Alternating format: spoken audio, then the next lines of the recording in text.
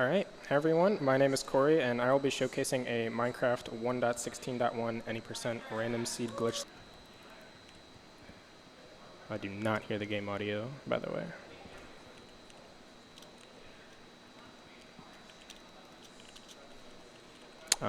Yes, wait, hold up. Yeah, I hear it a little bit. Can I make it a little louder?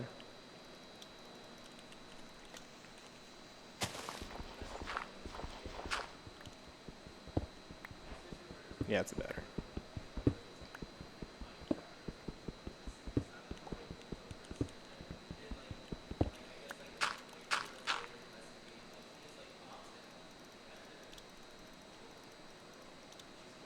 Actually don't need that right now.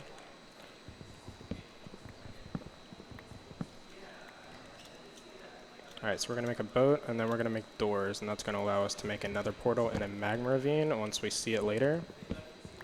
I'm just going to get a little bit of extra wood so that I can get beds later when I craft them. And then I'm going to hit F3 and B, and that turns on hitboxes, and then that's going to allow me to see things like underwater ravines, because kelp does not spawn on magma blocks, it just breaks, and then it'll flow all the way to the surface.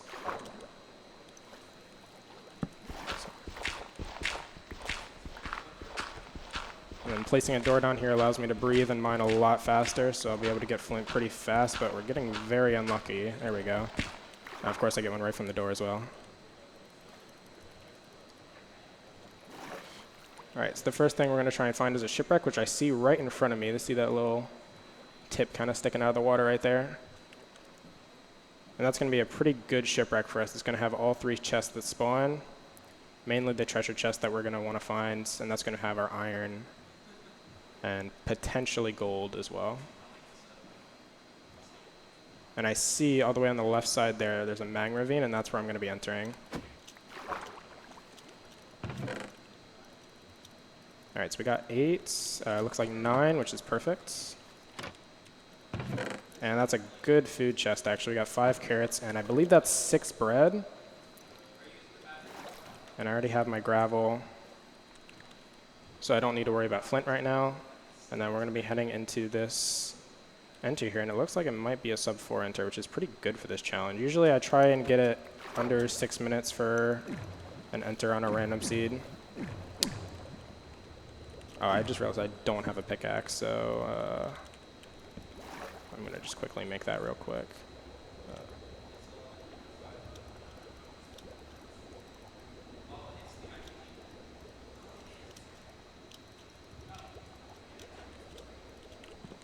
Actually, I should probably make my bread while I'm here as well.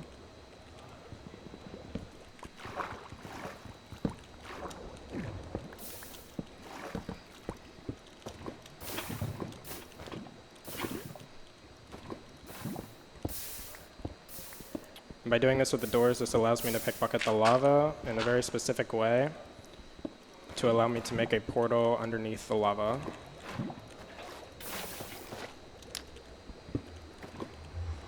We're going to be entering the nether in about 3 minutes and 45 seconds, which is pretty good.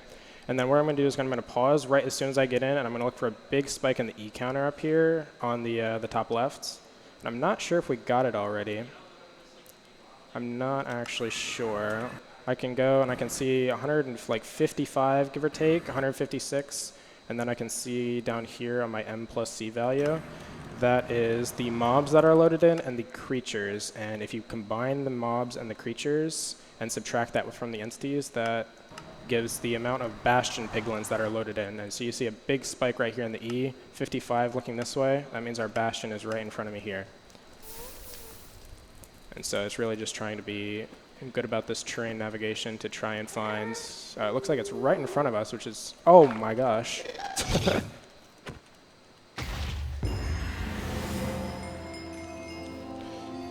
That was a little bit spooky. I believe this is a housing bastion.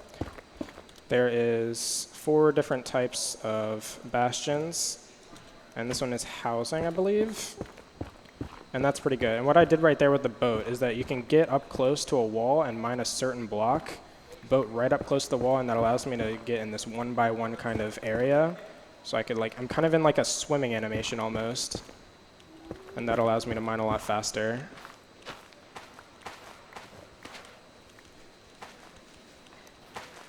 One thing to note, I believe, oh, I do have some gold actually, I forgot about that. Okay, so I'm gonna quickly make some boots so that I don't have any disasters happening in this bastion. All right, looks like we just got the achievement, so there we go. It is housing, so, oh, that's fine. I'm trying to find the entrance, so it looks like it is, I believe it's that way. All right, so we're going to do a route called Manhunt, which means I'm going to quickly put this in my offhands. Mine this chest, that'll anger all the piglins over here, and they're all going to start falling down. I'm going to break that gold block to anger a little bit more, place that block in front of me, and now they're all going to start coming down towards me. And all this gold, I believe there's 9 gold blocks down here, and break that specific block, and that's going to drop all the piglins in that hole. And I can trade with them while I'm mining this gold, which is going to be very helpful, and it's a good task overlap.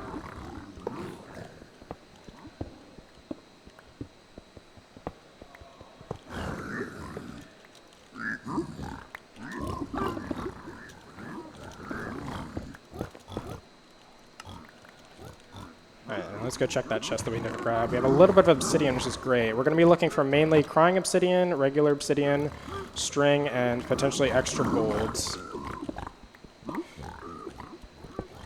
We have 10 obsidian, which is great. We have not gotten some pearls. Yeah, there's some pearls. We got 6.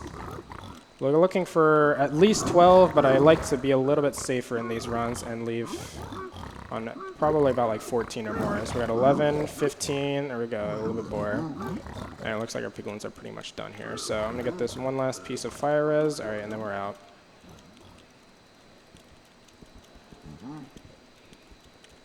I'm gonna check the top chests up here. There's 2 more chests up here. I'm just gonna try and check that but to potentially get 20 obsidian. And that's gonna be very helpful for when we blind and leave the nether. I threw that string, I can pick it up though.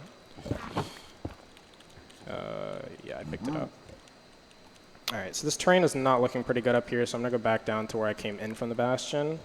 And then we're going to be doing a specific thing with the pie chart, which is not shown right now, but I'll pull it up in a second. So if I hit Shift and F3, that pulls up this pie chart down here. And I can go into a specific area and then crank the render distance up. And we're going to wait for a big blue spike that pops up, hopefully. Or goes my inventory while I'm waiting for that. There we go, blue spike. And now I don't know which chunk that is, so I'm going to turn down my render distance until it goes away, and then constantly keep cranking up by 1, and then I just spawned at 26. So I'm going to go to 25 and go to each specific chunk border. All right, and so there's the spike. It looks like it's in -X, so that's the direction we're going to be going to try and find the fortress. I'm just going to do this just in case I fall in lava. That's okay.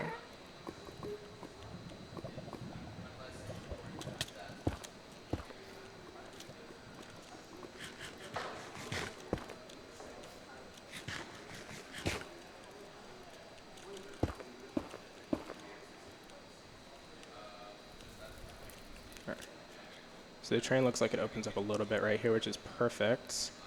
We want to see open terrain.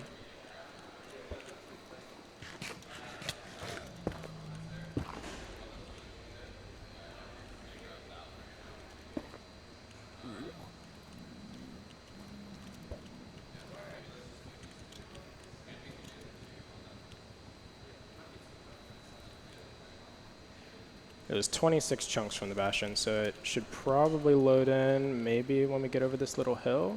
If we don't see it, then it could have been diagonal that direction, and then we could just recheck the pie chart, which is completely fine. So yeah, I don't see it right here, so I'm going to go to a corner of this chunk and then do the same exact strat that I did at the bastion. And see, and there it goes away. 9 chunks away. All right, it's not straight anymore, so it looks like it is diagonal this way now. All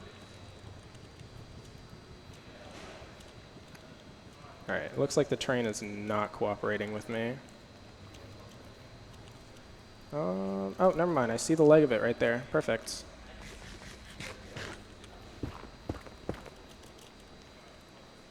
This is a pretty low fortress.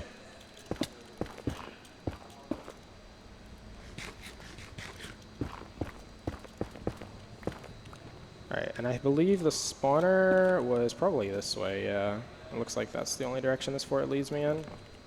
That's the bad part. There's two parts of a fortress. There's a good part, what runners say, and a bad part.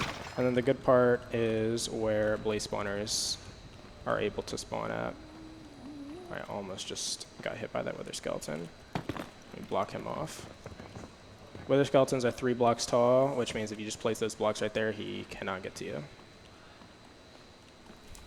Alright, I hear some blazes up here, which means there's probably a blaze spawner up here. I'm going to reapply some fire res.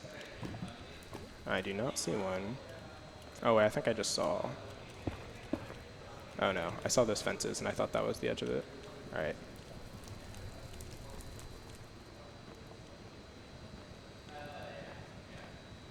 This fortress is being a little wacky with me right now.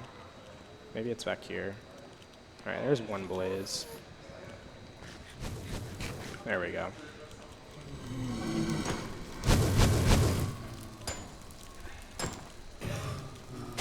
Alright, blaze rods have a 50% chance, and we got 1 from 2 right there. Oh, there's one right here. I think I saw him earlier, but I just never really reacted to it.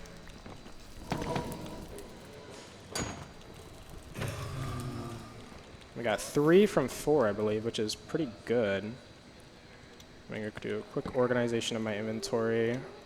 There's a lot of iron nuggets.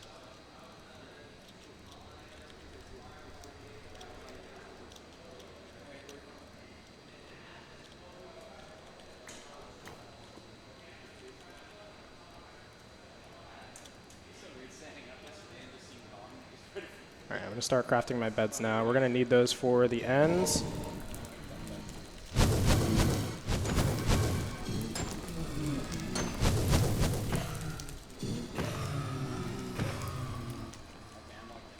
Alright, there's one strat we can actually do, but these blaze rods, or these blazes, are actually dropping pretty well. We have 6 rods from what? I think that was 8.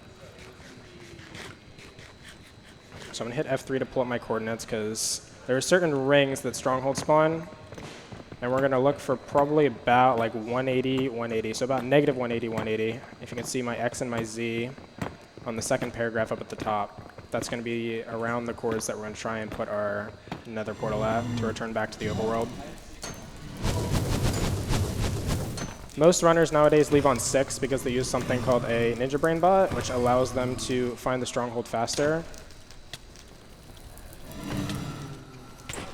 I'm taking a lot of damage from that blaze.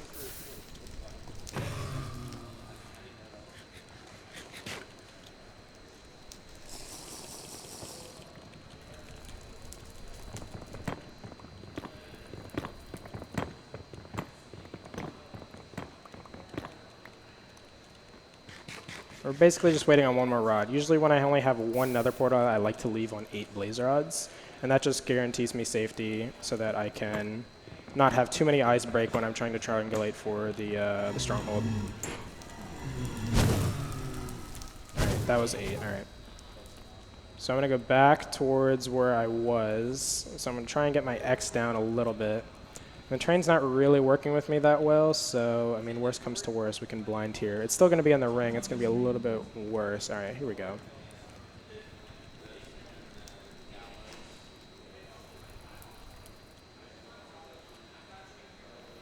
Honestly, right here is perfectly fine. So I'm going to get the obsidian. Oh, there's a block above me. I can't jump. And then boom, we're out of the nether at 14 minutes. Right above an ocean. And because we're above an ocean with like barely any land, alright, it's actually pointing towards the 1 piece of land that I see. That would have been very unfortunate if that eye fell in that ravine. I'd have had to spend way too much time trying to go back and get that. So because this is a mesa, there is no animals that spawn, and because we ran out of food in the nether, I'm going to be doing something called a hunger reset. And that just basically means setting my spawn and potentially throwing pearls until I die, and then that's going to respawn me with full hunger and full hearts. But I'm going to capitalize as much as possible on my hearts that I do have so I don't waste any pearls.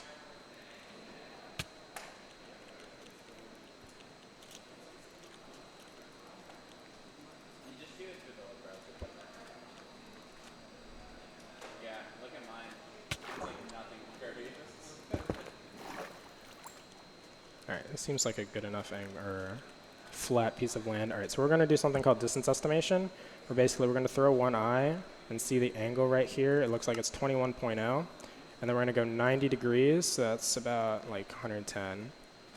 4 sprint jumps over, and then we're going to throw another one, and then we're going to gauge the angle difference. So it's about 19.9. I already forgot what the first angle was, I'll be completely honest.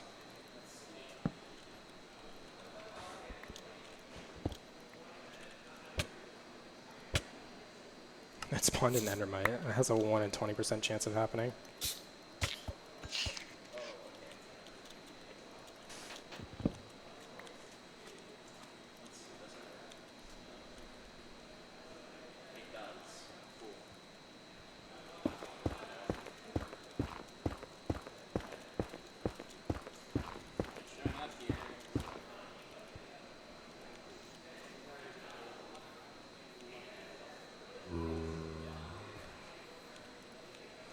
Actually, no, I'm going to keep the lava bucket.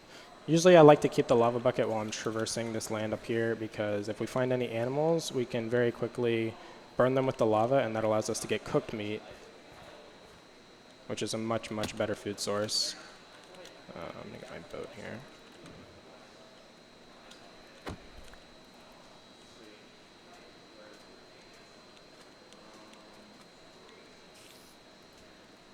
Alright, looks like we're going to have an ocean in front of us again. Alright, perfect. We got some food here. That skeleton's going to be a little bit of a pain. Let's see if I can hit the zombie. Alright, perfect. Now that zombie's going to turn around and try and kill that skeleton.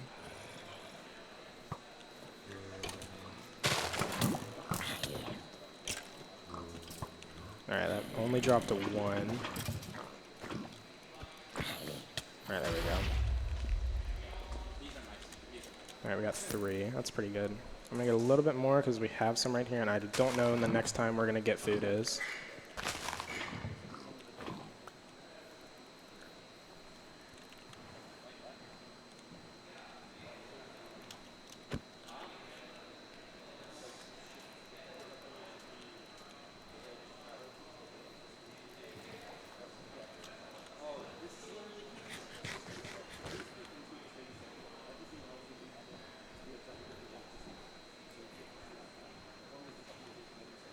And because I forgot the first angle of the one I threw that I did, I'm going to throw one real quickly right here and just do a quick estimate of how far more do I need to go. So it's more, I got shot by that skeleton, so I actually can't really find the angle now, which is pretty annoying. But it looks like it's more this way.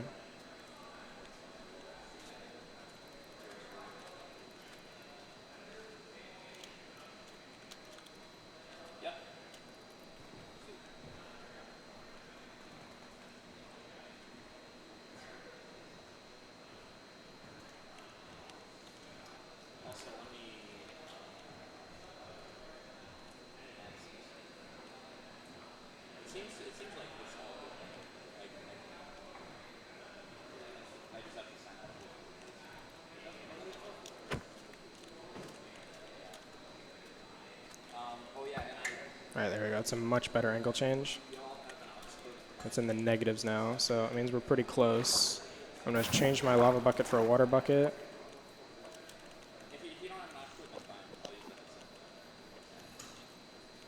I'm going to go to the corner of this chunk and then throw 1. Still completely diagonal. Alright, there's the eye. Thought it broke for a second. Ender eyes have a 20% chance of breaking once you throw them. So I'm going to go a little bit more this way. It's not going to be here, but I just want to see the different angle change. Alright, looks like it's completely straight backwards.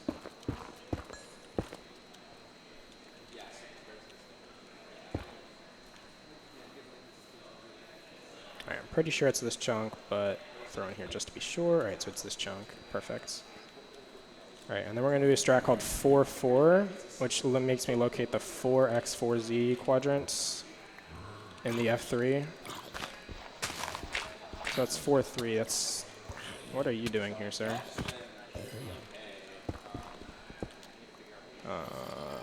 I'm going to drink a fire ice just in case I like dig down straight into lava. That would be a very funny way to end the run. And this allows us to get into the starter staircase instantly as soon as I get into the stronghold.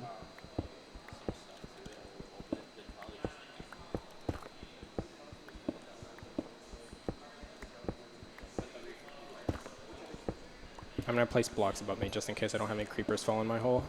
All right, there we go. Boom, starter staircase. And we're going to do a strat here called preemptive, and that allows us to find roughly about where the portal room is. You see a big spike in the orange right there where I'm looking? Right there about. That means there is a mob spawner in that general direction that I'm looking at. And 9 times out of 10, that is the direction of the portal room, because portal rooms are the only room in the stronghold that generate with a mob spawner in them. It looks like I went a little bit too far, or I just went the wrong direction. Portal rooms are genuinely, on average, about 5 to 7 rooms away from the starter staircase, so I don't see it instantly. I'm going to go all the way back to starter and then choose a different direction. So it looks like down mid will probably be our next option. I'm just going to keep going this general direction. I don't see it this way. There's a library. I hear the silverfish. Oh, they're this way. That's interesting. All right, so it's a 0 eye, so we're going to need all 12 ender eyes. So that's always why I grab extra blaze powder. And we have enough stuff to complete the 1 cycle.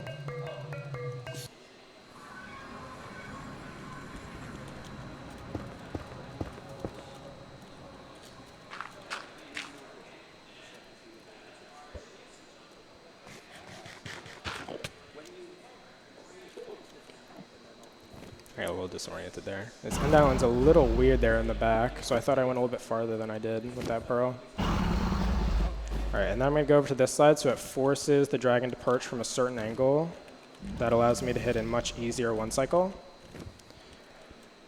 It is about a 1 in 13 chance for the dragon to instantly perch as soon as it's done flying around the first tower. And unfortunately, we did not hit that.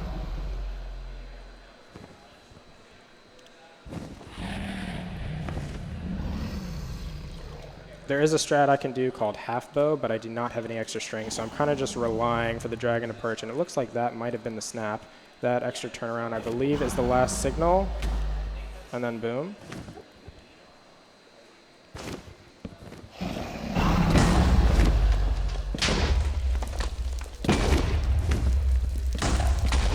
And then boom.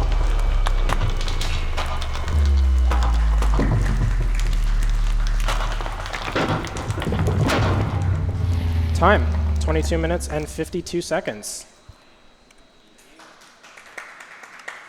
That was actually a lot faster than I thought, I guess because we got ocean. Normally, when you spawn in, you usually just spawn in a giant forest with like no caves anywhere. And so I'm going to need to like dig down, try and find iron. But because we were able to get a shipwreck and enter pretty much off of spawn, that saved us a lot of time later.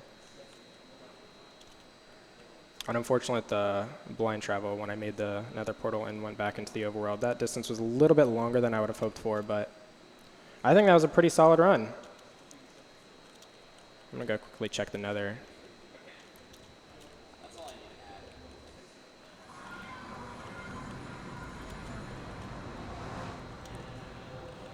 Bastion is basically buried, but luckily I saw the bottom of that. And then the fortress was basically kind of buried from the terrain that I went through as well. And it's good. It's slightly showing up here. Yeah, about a 1,200 block blind, which isn't ideal. Usually you try and get it under 1,000, but because of the coordinates that I was in, I tried to get to -180, but the coordinates for the terrain just weren't really ideal, and so I was forced to kind of blind there. And then preemptive was a little wonky because it kind of hit that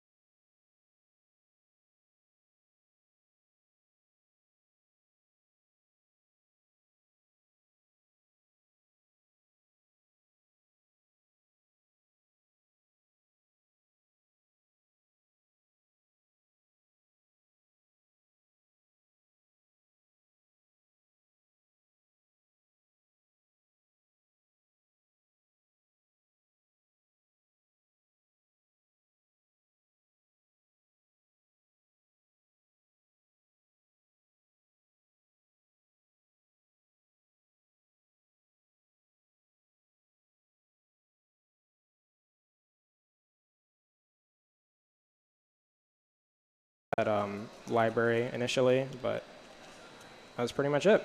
All right, that's going to be that.